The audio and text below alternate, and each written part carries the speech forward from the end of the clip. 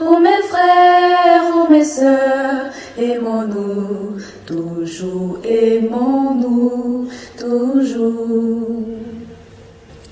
Lui pour toujours, c'est Dieu qui nous unit, son amour nous conduit et nous rassemble tous sous son aile.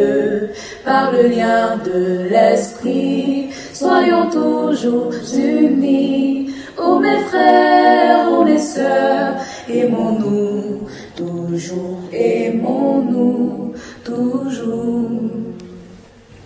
D'où viennent les querelles et d'où viennent les haines parmi les enfants de ce royaume?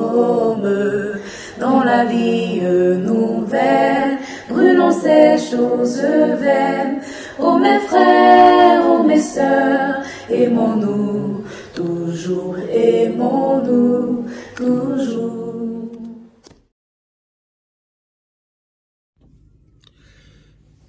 Auditeurs, auditrices, bonjour. Comme annoncé dans l'émission 0, c'est une nouvelle émission baptisée Vita Consecrata. On a eu le temps de parler de cette émission, de dire ce que ça signifiait, de donner les articulations de cette émission. Aujourd'hui, nous mettons les pieds dans le plat avec deux invités venus nous parler de la vie consacrée. C'est quoi la vie consacrée en général? Et pour essayer de nous aider à faire la différence entre la vie, la consécration en général, la vie consacrée et la vie religieuse, je ne sais pas si je dis la même chose ou je dis mal ce que je dois dire, nous avons deux invités, un prêtre et une religieuse. Parce que effectivement, le prêtre aussi consacre sa vie au Seigneur et la religieuse en fait de même. Le père Jimmy Conan Marius, missionnaire claritain. Bonjour mon père. Bonjour frère. La révérende sœur Élise Emma Conan, religieuse des sœurs Notre-Dame du Calvaire. Bonjour ma sœur. Bonjour monsieur Pierre-Kipré. Alors, je dois dire que je dois cette émission, nous devons cette émission grâce à l'opiniâtreté, le travail ardu de la sœur Emma qui a pris à bras le corps la production de cette émission. Je ne sais pas trop pourquoi, mais je sais aussi que elle a été nommée quelque part. Ma sœur. Oui. Oui. Oui. Pourquoi est-ce que c'est vous qui me dérangez, me fatiguez avec cette émission, les invités, tout ça? Bon. Je vous dérange beaucoup parce que en octobre dernier, j'ai été nommée présidente de l'Union des religieux de Grand-Bassam. Et donc, c'est... Chocombi sur nous maintenant, ma soeur. Je connais ton calmant. Ton calmant, c'est un chant. Et puis, on passe. Oui, allez-y, ma soeur. Juste pour détendre l'atmosphère. C'est à ce titre que je suis vraiment au devant des choses pour booster, pour que notre programme d'activité de l'année voit sa pleine réalisation, avec la grâce de Dieu. Et puis, il y a aussi l'adhésion de tous vos frères et sœurs consacrés bien qui, sûr. vraiment, je crois, vous supportent. Bon, supporter dans quel sens? Parce que vous êtes supportable. Et vous êtes à supporter. Cette dame. Alors, c'est quoi la consécration en général? Nous sommes là pour parler de la consécration. C'est quoi la consécration? On a abordé le thème du jour tout à l'heure dans la présentation. Quand le Père Marie s'est présenté, vous avez dit il est prêtre, il est aussi consacré, oui. Mais je veux rectifier quelque chose parce que c'est vrai, tous les prêtres sont consacrés, mais là nous parlons de la vie consacrée. Donc lui, il est religieux avant d'être prêtre. C'est à ce titre qu'il est ici. Est-ce que le prêtre est consacré ou pas? Le prêtre, il est consacré, mais ce n'est pas, il est ordonné. Il est consacré, il est ordonné, voilà. Mais là, nous sommes ici pour parler de la vie consacrée, donc des religieux, ceux qui ont fait les vœux de pauvreté, de chasteté, d'obéissance. Et donc le prêtre, le père Jimmy, il est là, certes, il est prêtre, mais il est d'abord consacré. Et c'est à ce titre qu'il est là. C'est quoi un consacré? Comme la sœur vient de le signifier. Vous mettez derrière elle. Hey! Il est mieux d'être dans mon camp que dans son camp. Un consacré, c'est avant tout une personne qui a décidé de vivre les vœux, les conseils évangéliques qui sont le vœu de chasteté, d'obéissance et de pauvreté, mais sous l'égide de ce que nous appelons une règle, une constitution. Et donc, dans l'Église, nous appelons consacrés ou religieux ceux-là qui vivent de cette manière. Mais il faut le dire que tout prêtre qui donne sa vie à Dieu et qui vit le sacrement, là on parle maintenant du sacrement de l'ordre, est un consacré, mais un consacré à un autre niveau. Et donc dans l'Église, quand on parle de la vie consacrée, on parle de ceux qui vivent une règle et qui sont avant tout des religieux et religieuses. Voilà un peu comment on pourrait comprendre la nuance que la sœur voulait apporter dès le départ. Merci mon père. Je vais ajouter aussi pour dire que la vie religieuse est dans un grand groupe qu'on appelle la vie consacrée. Tous les religieux et religieuses sont consacrés, mais tous les consacrés ne sont pas religieux et religieuses. Ce qui fait la différence, c'est qu'au niveau de la vie religieuse, comme il a dit, il y a la règle de vie, donc le vivre en communauté. Les religieux et religieuses vivent dans une communauté autour d'une règle de vie. Les consacrés, qui ne sont pas religieux et religieux, sont consacrés, ils vivent individuellement et après ils se retrouvent pour partager quelque chose. Ils sont plutôt rattachés à un diocèse. C'est quoi la règle de vie? La règle de vie, c'est notre constitution. C'est quoi la constitution? Vous pensez que nous, on connaît la constitution? Non, mais quand on parle d'aujourd'hui, chaque État a une constitution. Ça veut dire la quoi? Côte d'Ivoire a une constitution, une règle de vie, c'est-à-dire que la loi fondamentale qui fait, voilà, la règle de vie. Ici, comment on vit dans telle communauté, les heures de prière, qu'est-ce qui fait l'essence de cette congrégation. Donc, chaque congrégation, selon son histoire, l'histoire de son fondateur, sa spiritualité, son charisme, a aussi sa règle de vie particulière. Vous me faites me souvenir que je dois poser cette question à tous mes invités dans la deuxième partie de l'émission pour qu'ils nous spécifient leur règle de vie. Voilà. C'est intéressant ça. C'est. D'accord.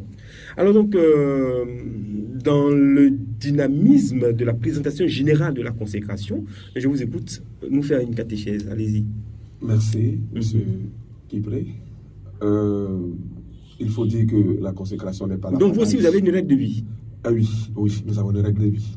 Nous avons une règle de vie qui a été écrite déjà par le Père Claret lui-même et après relayée par ses successeurs. Vous êtes bien bizarre, les Clarets. Il y a Sainte-Marie Claret, il y a les religieuses et puis il y a les prêtres. Il y a des religieux aussi. Oui. Nous avons les filles de Sainte-Antoine-Marie Clarette. Nous avons les religieuses de Sainte-Antoine-Marie Clarette, il ne faut pas les confondre. Les secondes sont une congrégation fondée par Claret lui-même.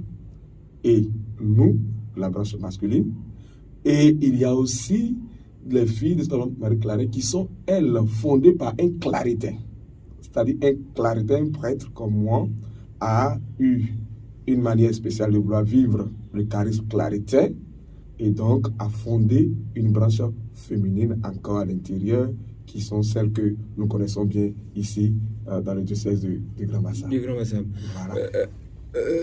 Votre affaire des règles de vie là, et c'est pas la subdivision des trucs déjà là qui commence comme ça là? Non, il faut dire que le Christ a plusieurs visages. D'accord. Et une personne ne peut pas vivre tous les visages du Christ. Et donc dans l'Église, il faut comprendre que Dieu suscite dans l'Église des personnes qui vivent de manière particulière et accentuée. Pas pour dire que les autres parties n'existent pas, mais de manière accentuée, un caractère, un visage du Christ. Et lorsqu'ils ont ça, c'est ce qu'on appelle le charisme. Et quand ils vivent cela, ils transmettent cela à des personnes qui, comme eux, sont attirées par ce visage du Christ. Et c'est cela qui constitue la base pour que nous puissions parler des constitutions dans une congrégation. C'est pour dire, comme elle a dit tout à l'heure, les règles de vie. Pour qu'on puisse vivre ensemble, il faut avoir une règle. Il n'y a pas de société sans règle. Est-ce que ce thème est dédié qu'à l'Église? Est-ce qu'on le trouve ailleurs? Parce qu'on entend dire des prêtres dans le fétichisme, des prêtresses, vaudou. Quand on parle de consécration, on parle de consécration à nos religions, à nos religions culturelles africaines. Est-ce que ce thème est réservé qu'à la foi chrétienne catholique ou chrétienne simple? Je dirais que non, puisque le thème d'abord, il s'appréhende par de produire dans toutes les cultures. On trouvera le thème de la consécration. Parce qu'en fait, se consacrer, ce n'est rien d'autre.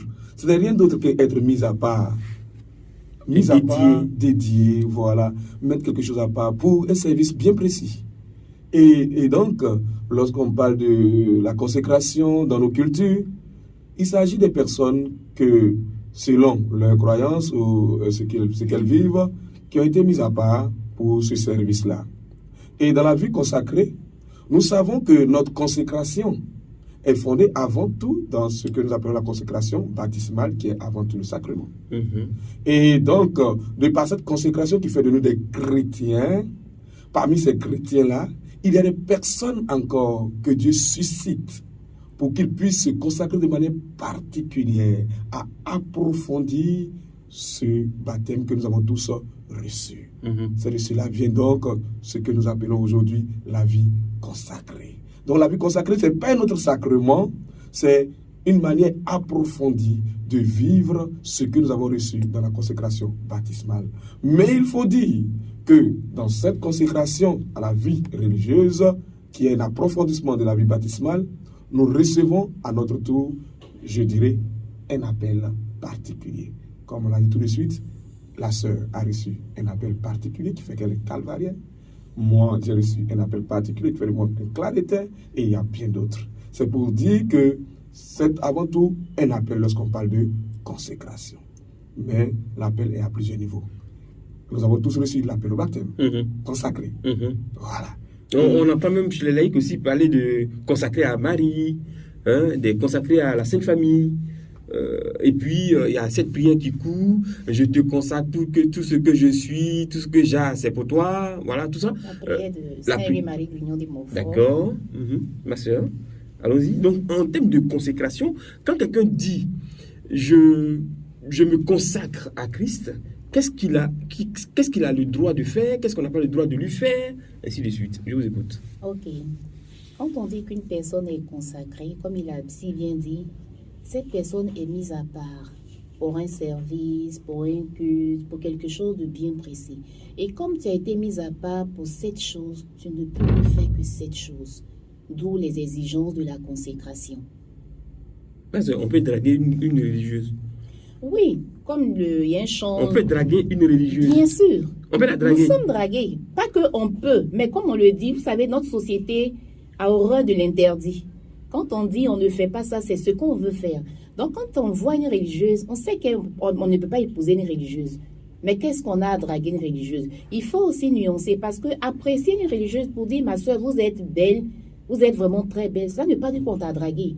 On reconnaît l'œuvre de Dieu dans la religieuse. Et ça, pour moi, il faut l'apprécier.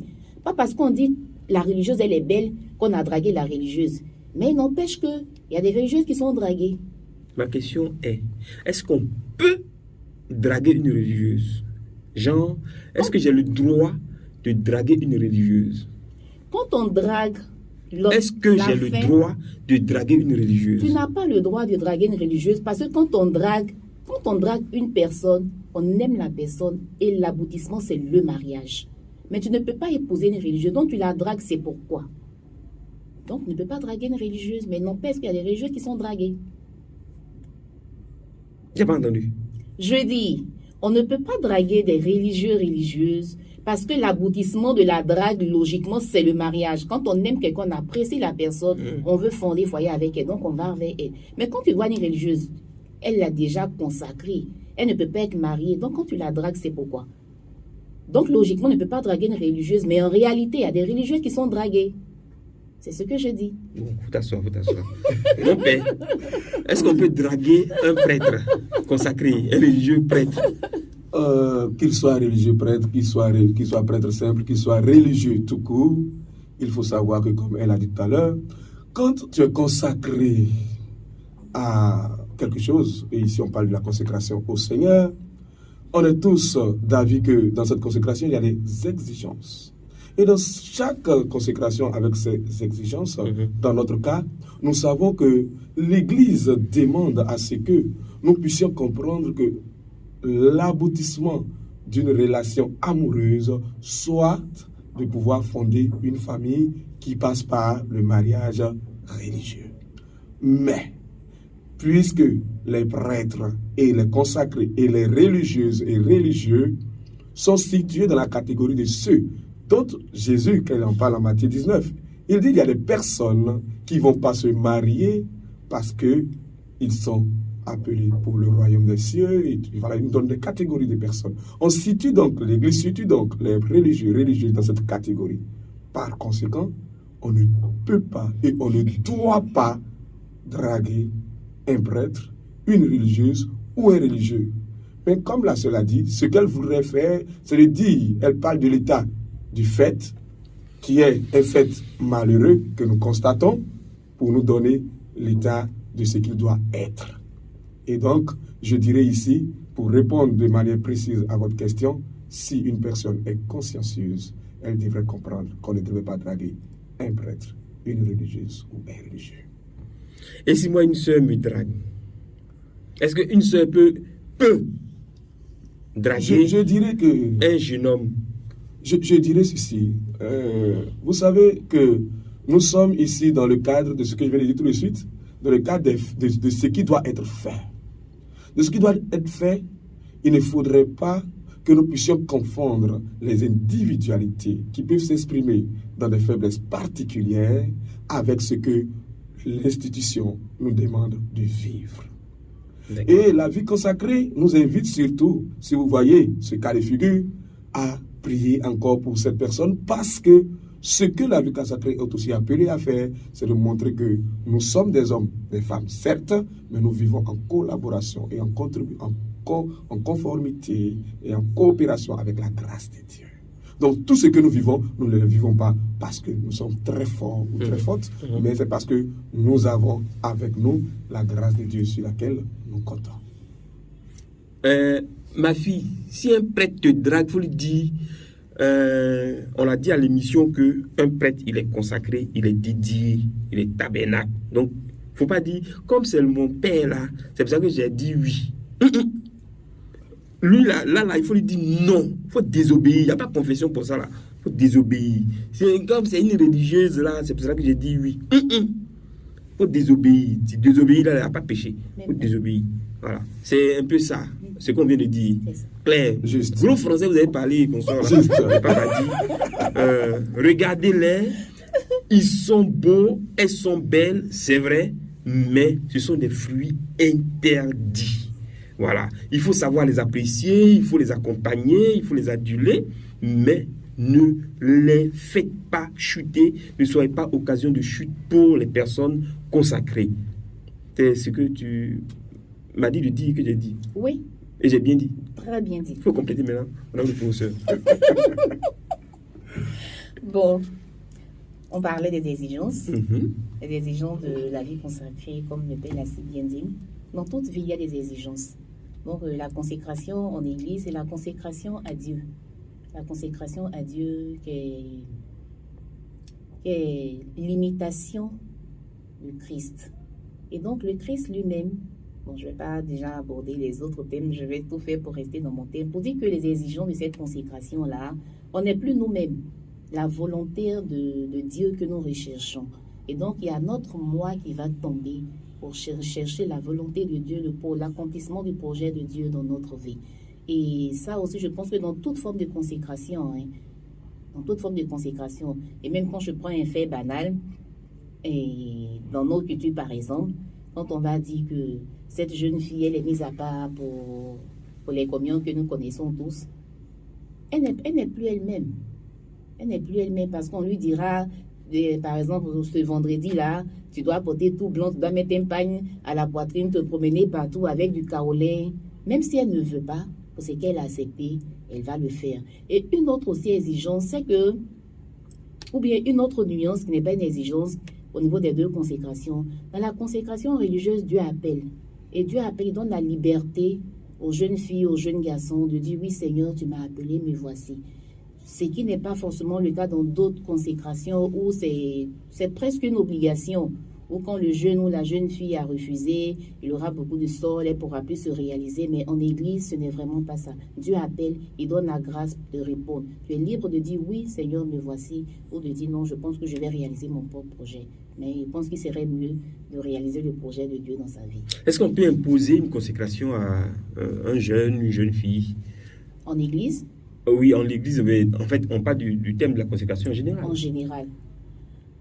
En église, non.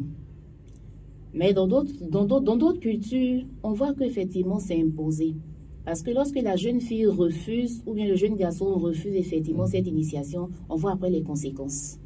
On voit après les conséquences. Soit elle ne peut plus se marier, ou bien même elle va même perdre ses facultés mentales. On a quand même quelques exemples autour de nous. On a quand même quelques exemples autour de nous, malheureusement. Et Marius? J'abonde vraiment dans le même sens pour vous dire que la consécration à Dieu par le Christ que nous faisons dans l'Église est une consécration libre, très libre. Parce que bien souvent on entend les gens dire « je suis forcé d'être ». Non, Dieu ne force pas, mais Dieu propose un chemin de bonheur, un chemin de vie heureuse. Mais nous sommes libres d'adhérer ou ne pas adhérer. Mais ce n'est pas pour autant que Dieu va nous balayer ou nous non, mais Dieu va continuer de nous conduire pour nous aider à comprendre qu'il voudrait notre bonheur. Est-ce qu'elle a pu se consacrer sur la Vierge Marie? Oui, ce sont les consécrations particulières que j'appelle les consécrations par dévotion. Et quelles sont les conséquences de... Quand on dit qu'on est consacré à la Vierge Marie, par exemple, et qu'on porte son chapelet au cou, au bras, à la ceinture, aux pieds, est-ce que il y a une exigence pour prouver qu'on est vraiment consacré? Vous avez parlé de la vie du livre de quoi? Matthieu? Non. Quand vous êtes religieux. Ah, les constitutions. Les constitutions, oui. Les règles de vie. Est-ce que, pour celui qui dit qu'il est consacré, on va voir aujourd'hui des chrétiens qui portent le pagne de l'Église catholique. Ils sont catholiques. Okay. Normalement, ça veut dire que c'est parce que je suis catholique, baptisé, donc consacré à la foi chrétienne, que... Mais est-ce que cela me donne le droit? Est-ce que je peux porter mon pagne de catholique et puis me battre dans le bus, par exemple? Non. Il y a un minimum de comportement. Il y a quand même un minimum de comportement. Voilà. C'est vrai que le respect. Voilà. L'habit ne fait pas le moine, mais mine de rien, l'habit quand même est à respecter. Voilà. Et je dirais que concernant les consécrations particulières que nous pouvons faire à la Vierge Marie et autres, c'est avant tout plus des dévotions. Une manière de dire que la dévotion mariale me tient à cœur. Et en tant que dévot, je suis appelé, mine de rien, à avoir une certaine fréquence dans la prière qui va en accord avec cette dévotion à laquelle je me suis consacré. Voilà. Et c'est moins des règles de vie que des dévotions, plus dans ce sens-là. D'accord. En tout cas. Je voudrais aussi ajouter que c'est plus l'être, parce que souvent on est beaucoup dans le faire. Je suis dévot, donc je vais m'habiller avec le chapelet, je vais faire ceci. Mais il faudrait que notre être témoigne effectivement que nous sommes des dévots. Et c'est pareil pour la consécration religieuse. Certes, il y a l'habit, mais au-delà de l'habit, en voyant une personne dans son être, dans sa manière de faire, même dans sa manière même de dire bonjour, de saluer, on doit savoir que c'est une personne particulière. Donc dans l'être même, la consécration doit apparaître. Et non seulement dans le faire. Le faire vient confirmer ce que l'être est, ce que l'être dit. Donc là, des prêtres qui se battent, ou des religieuses qui se battent, qui se chamaillent. Ce sont des contre-témoignages, et comme je l'ai dit tout à l'heure, il faudrait continuer à prier, parce que c'est pourquoi le pape appelle chaque fois, ou les prêtres, ou les évêques appellent toujours à prier pour vos religieux, vos religieuses, pour vos prêtres, pour que le plus humain ne prenne pas le dessus sur leur consécration à la vie qu'ils ont librement accepté de vivre. Eh Marius, depuis que vous êtes entré, vous n'avez pas encore souri. Un prêtre qui ne sourit pas, visage serré comme ça, c'est quoi? Ça, c'est un contre-témoignage aussi. Heureusement que la première personne me dit que je ne souris pas, parce que c'est la première fois que j'entends, c'est là. Sinon, on va toujours dire que je souris un peu trop d'ailleurs. Alors, est-ce que être aimable avec ses frères et sœurs, être aimable, on le sait, hein, provoque l'admiration, mais qui peut être confondu par une sorte de drague. Genre, il me fait des yeux, il me fait des pieds. Finalement, le religieux ou la religieuse ou la personne consacrée, elle fait quoi? Parce que si vous souriez trop avec les gens, on va confondre ça avec une drague. Alors que l'être intrinsèque même de la personne consacrée, c'est d'être aimable. Donc on fait comme on vit, comment dans ce monde. Je pense que, Dieu merci, je suis psychologue, donc Dieu merci, que votre question vient à point nommé. Je dirais que il y a aussi besoin d'éducation du peuple. Il ne faudrait pas vivre d'une certaine manière, c'est-à-dire avoir le visage serré ou ne pas être aimable, sous prétexte que cela risque d'être mal interprété. Mais il faudrait plutôt que toi qui es le consacré, dans ta manière de vivre, s'il y a des personnes qui commencent à faire des confusions dans l'appréciation, l'admiration, ou je dirais la sympathie, c'est à toi, le religieux, de les recadrer. C'est à toi de les recadrer, parce que c'est toi qui sais qui tu es, et alors de pouvoir leur faire comprendre que ce n'est pas parce que je t'ai fait un cadeau que cela voudrait dire que j'attends de toi quelque chose en retour, parce qu'on peut arriver à ces choses. Mais c'est toi-même qui est le mature, entre guillemets, je dirais, dans la position de consacré où tu es, tu arrives à te laisser aller. Il ne faudrait pas dire que c'est celui qui ne connaît pas. Et c'est la même chose que nous vivons lorsque j'ai dit souvent en tant que psychologue à des personnes adultes. Quand vous me dites qu'un enfant, c'est l'enfant qui m'a aimé, qui m'a dragué, j'ai dit non, attention, l'enfant ne peut que admirer, apprécier une personne adulte et même à toucher et tout ça. Mais c'est à toi, l'adulte, de pouvoir faire la nuance entre cette admiration, cette appréciation de l'enfant et passer à un autre acte qui deviendrait sûrement un abus. Merci à vous deux d'être passés nous voir pour nous donner ces éclaircissements sur la consécration en général. Et pour parler justement de la consécration en général, je recevais à l'instant le père Chimikonon Marius, missionnaire claritain, avec la sœur Élise Emma Conan, religieuse des sœurs Notre-Dame du Calvaire. A tout de suite pour la suite et la fin de cette émission.